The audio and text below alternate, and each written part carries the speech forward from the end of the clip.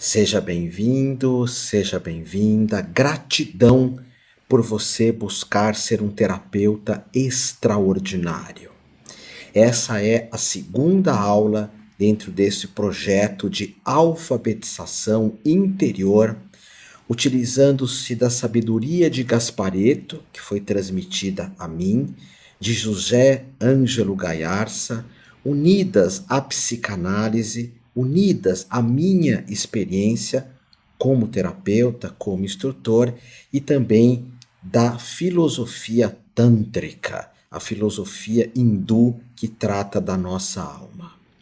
Vamos iniciar essa nossa aula hoje falando sobre o perfeccionismo. O perfeccionismo é uma das piores doenças da alma que podem existir. A ambição sadia de tentarmos melhorarmos, amadurecermos, sermos um ser humano melhor a cada dia que passa é diferente do perfeccionismo. Ele, no caso, é você idealizar alguma coisa, normalmente impossível de se alcançar, e nós vamos indo em direção daquilo. O perfeccionismo, na visão de Gasparetto, pode ser resumido por uma palavra deveria. Eu deveria ser isso, eu deveria ser aquilo. O mundo deveria ser aquilo, as pessoas deveriam, o mundo deveria, a política deveria, os animais deveriam. E aí eu acabo criando uma ilusão de perfeição. E ilusão necessariamente acaba se tornando uma desilusão. Agora, o perfeccionismo, ele é exigente, ele é chato, ele está sempre cobrando alguma coisa, exigindo alguma coisa. É interessante que eu já fiz várias viagens para a França, e na França, quando vocês falam não, é não. No Rio Grande do Sul também, quando você fala não, é não. Nós paulistas, eu sou esse corpo-mente é paulista, alguém chega para mim e fala, você quer ir no aniversário? Não. Ah, vai só um pouquinho? Não. Mas o que vão pensar se você não for? Não. Mas e se fosse com você? Você ficaria feliz? Eu não vou. E o perfeccionista é exatamente isso, ele quer que o outro faça aquilo que ele acha correto, aquilo que ele acha certo. E ele exige, exige, exige. Ele é paranoicamente exigente. Seja com ele, mas o que é pior, normalmente o perfeccionismo vem da expectativa com o outro. Quantos casais que não se separam e por vezes passam uma semana, um mês e vem um arrependimento enorme de ter desejado aquela separação, porque eles olham e falam assim, puxa vida, não é que existiam problemas, é que eu criava problemas e eu era exigente demais, perfeccionista demais. Tem relações que realmente quando acabam, acabam. E aliás existe o outro elemento também. Uma vez eu perguntei para o Gaiarsa, José Ângelo Gaiarsa, Gaiarsa, você teve 6 casamentos? E ele disse, sim, mas nenhum deles durou um dia a mais do que podia durar. Todos acabaram exatamente no momento certo. No momento certo. Porque também existe o perfeccionista que nunca erra. Então, mesmo quando algo está absolutamente errado, quando o caminho não é aquele, ele é tão perfeccionista que ele acha que não tem nada errado, é o perfeccionista ao contrário. Ao contrário. Mas normalmente esse é o iludido. O que eu quero falar aqui para ti é o perfeccionista que não vê o real das coisas. Aliás, a maior parte das pessoas que reclamam o tempo todo, elas não têm a capacidade de ver o real do mundo, como o mundo se apresenta, ok? O perfeccionista sempre está falando isso está certo, isso está errado, isso está certo, isso está errado, isso deveria ser assim, isso deveria ser assado. É um problema muito... porque não há uma aceitação daquilo que se apresenta. A pessoa não é realista, realista no bom sentido. A pessoa não está sempre querendo mudar tudo que está em volta dela. Então não há apreciação. O perfeccionista nunca tem essa apreciação. Mesmo quando ele viaja de férias, vai para algum país, sempre a realidade é plausível de críticas. Por isso que o perfeccionista ele se junta com o criticismo. São duas energias que caminham juntas. Depois nós temos aqui o medo. O medo, o Gasparetto falava que dentro da visão antropológica, ou seja, que vai estudar os primeiros Homo sapiens sapiens, que somos nós, os povos tribais, os índios, longe de terem o medo que nós temos. O medo dos índios é mais instintivo, quando eles percebem que tem uma onça ali, uma tribo muitas vezes agressiva acolá, ou quando certamente vai faltar alimento. E o medo da nossa sociedade é o medo que é adquirido no convívio. Eu, quando ia para a escola, meus pais começavam: não deixa ninguém pôr a mão em você, não fala com ninguém, cuidado que nos chicletes tem drogas, isso nos anos 70 falava, cuidado com isso, com aquilo, uau, o tempo inteiro era cuidado, cuidado, cuidado, cuidado. E as aulas, guerra, guerra, guerra, guerra, guerra, guerra, perseguição, perseguição, destruição. Então é lógico que uma parte do nosso medo, ele é uma emoção, ele é algo que vem, como eu falei na primeira aula para você, uma emoção que vem de dentro, uma parte do medo. Mas muito dos nossos medos não são emoções, não são naturais. São coisas que nós ficamos ouvindo o tempo todo. E uma parte da mídia absolutamente maléfica, que o Gaiarsa falava muito, tem um livro dele que chama Tratado Geral da Fofoca. Como que as pessoas fofocam o tempo todo uma com as outras, e a mídia é a grande propagadora das fofocas. Não todas, tem jornalistas maravilhosos, tem uma empresas, né, jornalísticas maravilhosas também, mas quando se torna uma fofoqueira, isso acaba criando o medo. Outra coisa, o medo é nós darmos força para tudo aquilo que é negativo. Eu falo isso muito para minha mãe. Minha mãe fala: ai, estou tão preocupada contigo. A preocupação é dar uma força para o que é negativo. É ficar vibrando que alguma coisa vai dar errado. Eu posso educar meus filhos para eles ficarem longe de drogas. Mas não adianta eu ter medo que eles fiquem longe das drogas. Eu posso me exercitar para, dentro daquilo que cabe a mim, ter uma boa saúde. Mas não adianta eu ter medo de uma série de doenças. O medo, e isso é muito estudado no hinduísmo, no tantra também, ele sempre é uma visão do mal. Eu não vou fazer algo porque eu vou me dar mal. Então a maldade me contém. Eu não realizo porque ali vai ter o mal, porque as consequências vão ser ruins. O que vão pensar de ti? Isso não vai dar certo. Você não tem merecimento para isso. Então o medo, esse que eu estou falando aqui, é o medo que te prende. Saúde. O medo que te bloqueia. E para isso existe uma série de técnicas para ultrapassarmos esse medo. E isso é tão sério hoje, a questão do medo, que nós temos essa doença terrível, que é a síndrome de pânico. E nós notamos tanto que essa questão do medo, ela é, digamos, cultural, que você não pode imaginar numa tribo alguém com síndrome de pânico na hora de coletar alimentos, porque os índios, eles coletam alimentos, eles vão de lugares a lugares coletando, então eles têm que se movimentar.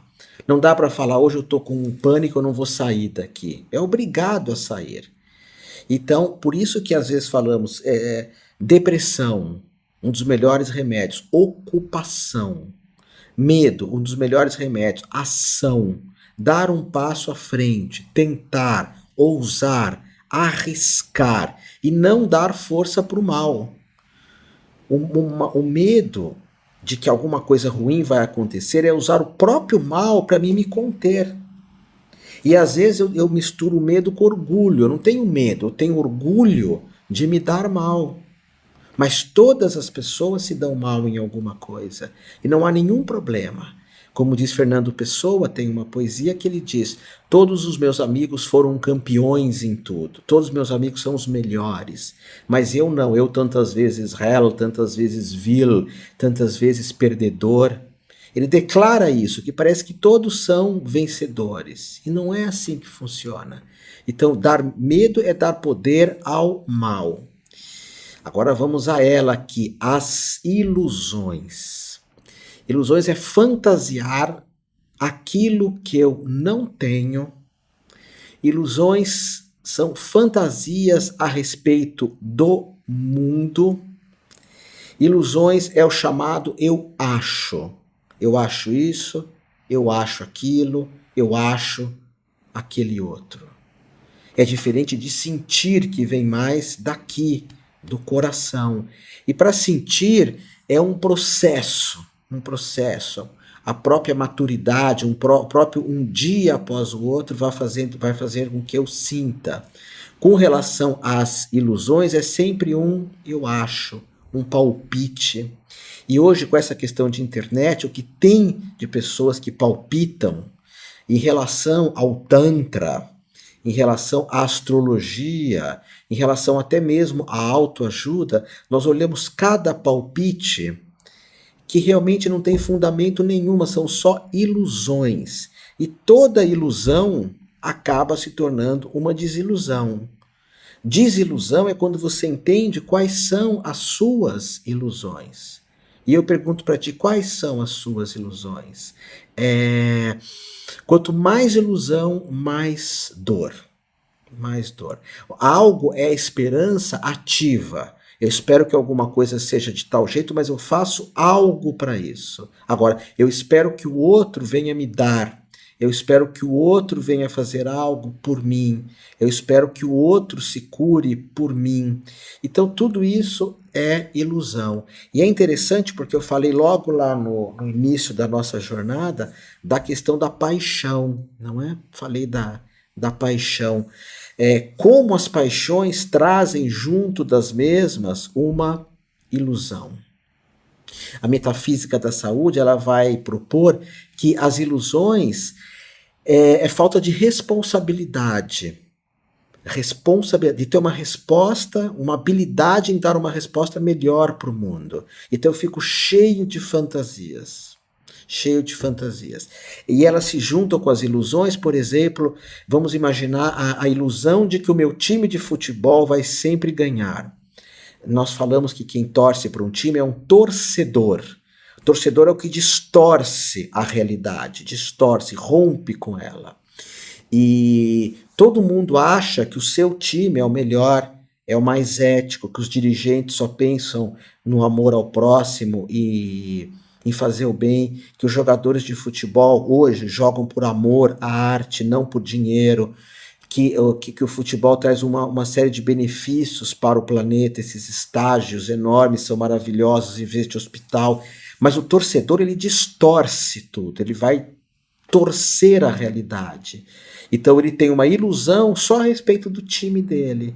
Outros têm uma ilusão a respeito da paixão. Aquela pessoa é a melhor do mundo. Não, observa, se permita investigar um pouco mais.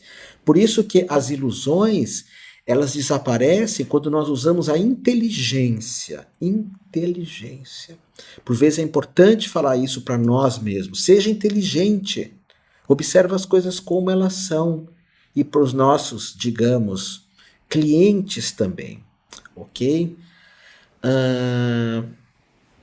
Depois a ilusão, desilusão e também nós temos a frustração. A frustração ela é uma desilusão que é acompanhada de raiva. É uma coisa muito animalesca. Eu fantasio demais as coisas como elas devem ser e logo em seguida vem a raiva. Tanto é que nós vemos crimes bárbaros de pessoas, homens normalmente acabam sendo capazes de violências terríveis contra mulheres, porque, segundo eles se frustraram com aquela companheira. Primeiro é a percepção de que eu sou a pessoa melhor do mundo, mais generosa, mais bondosa, como alguém vai me deixar. Então, é não assumir a responsabilidade de que muitas vezes aquela pessoa não quer ficar comigo exatamente porque eu não tenho nada para oferecer. E infelizmente tem pessoas que não têm nada para oferecer. Não em termos de alma, de si mesmo, de purusha, mas ela foi tão corrompida, tão judiada por si mesma e pelo mundo, tão recalcada que ela não sabe dar uma palavra de amor, um carinho, uma generosidade. E o que acontece? Então ela se frustra porque o outro a abandona. E aí vem a raiva. Porque a frustração sempre vai falar da fantasia que eu tenho, que alguma coisa tem que ser daquele jeito, que alguma coisa tem que ser daquela forma. Então, tanto a desilusão quanto a frustração é um choque de realidade. Um choque de realidade.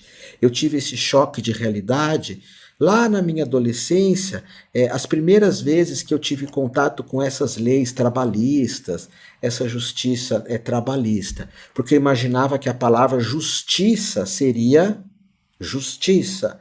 Hoje eu entendo, eu ensino isso, que a palavra não necessariamente quer dizer o que é. Por exemplo, a palavra amor não é amor, é só uma palavra. A palavra Deus não é Deus, é só uma palavra. E a palavra justiça não é justiça, é só uma palavra. Então, um choque de realidade. Se você já teve algum contato com área de direito, de justiça, de leis, de regras, provavelmente você ficou com raiva. E eu também. E essa raiva vem exatamente desse choque de realidade, de ver as coisas como elas são e não como eu gostaria que fosse. Agora, a frustração faz com que eu realmente amadureça bastante. Essa é a parte boa da frustração, o amadurecimento. Dá uma percepção assim de, ok, eu já sei lidar com as coisas, eu já sei como as coisas são. Porque a frustração, ela vai exatamente romper com o nosso ego. O ego no sentido do controle. O ego no sentido daquele que sabe tudo, daquele que eu sou, que diz que eu sou o melhor.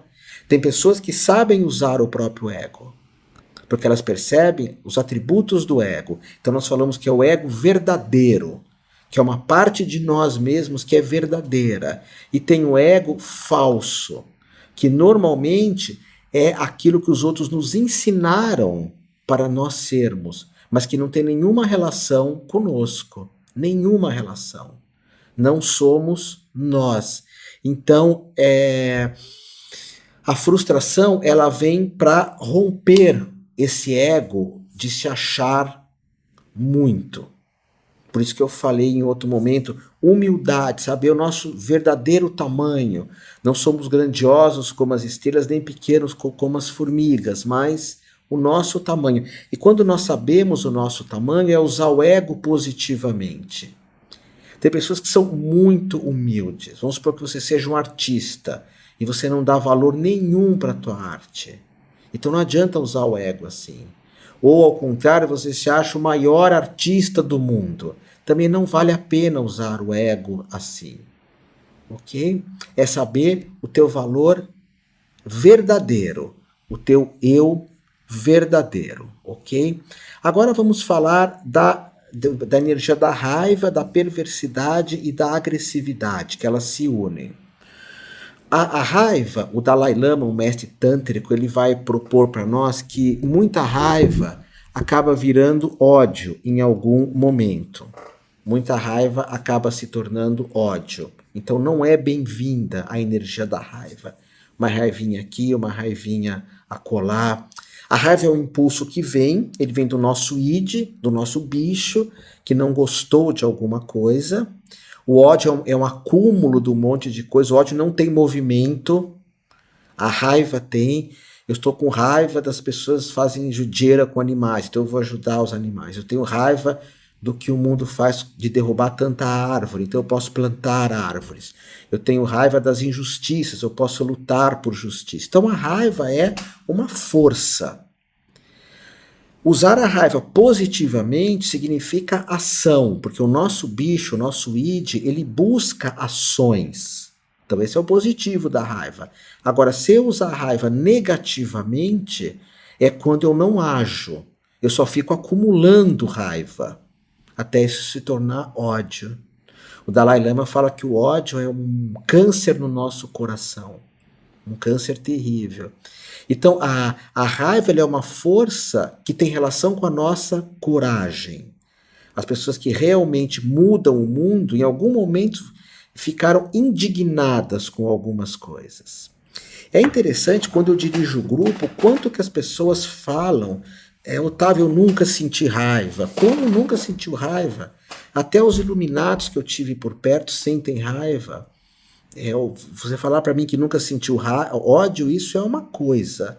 Agora, a raiva é uma força para você se bancar também, para você se apoiar, que eu já te falei. Às vezes eu digo assim, eu tenho raiva de algo na minha vida. Use essa força para mudar, para achar um outro caminho. Então, a raiva moderada, ela gera ação, uma ação positiva. Aí vamos falar da agressividade. A agressividade não, é buscar o confronto, é buscar a briga. A agressividade é buscar a confusão, é ser brutal. Antigamente as pessoas reagiam muito assim, de forma brutal. O mestre Jung, ele dizia o seguinte, que aonde tem amor, não tem poder. E aonde tem poder, não tem amor. Aí basta você ver os líderes mundiais, não importa quanto eu grave essa aula para você, porque os líderes mundiais são pessoas que têm poder. Todas elas são extremamente agressivas, não há um traço de amor. A raiva, ela pode ser amorosa. O amor por alguma coisa pode fazer com que eu sinta raiva quando há injustiça naquela situação. Já a agressividade é só a ideia de agredir, de confrontar, de ser bruto. E os nossos líderes têm essa capacidade, mundiais, sempre de serem agressivos. Por isso que é importante você, na tua vida e na relação com o mundo, ultrapassar essa questão da agressividade. Não vale a pena parar aí. Não vale a pena essa agressividade virar ódio. Ou você quer ser como os teus líderes? Ou como as pessoas que são fanáticas pelos teus líderes? Só questão de poder e nada de amor. Então, a agressividade, ela se torna perversa também. Se torna negativa. A pessoa que só quer o mal de todos o tempo inteiro. Ela acabou de sair daqui dessa energia do coração. Ok? Então, quando nós estudamos algumas questões corporais, se nós vamos estudar nessa formação uma série de questões corporais, aí nós vamos aprender a usar essa energia da raiva, do nosso bicho, do nosso id. Porque se você fica segurando isso, você recalca. E se recalcar, psicologicamente falando, é uma das maiores doenças que podem existir. O recalque psicológico, ok? Fim da segunda aula, vamos meditar sobre tudo isso, faz as suas anotações, pesquisa tudo isso. Isso vai te ajudar muito a lidar com as pessoas e com você. Te aguardo na próxima aula. Gratidão.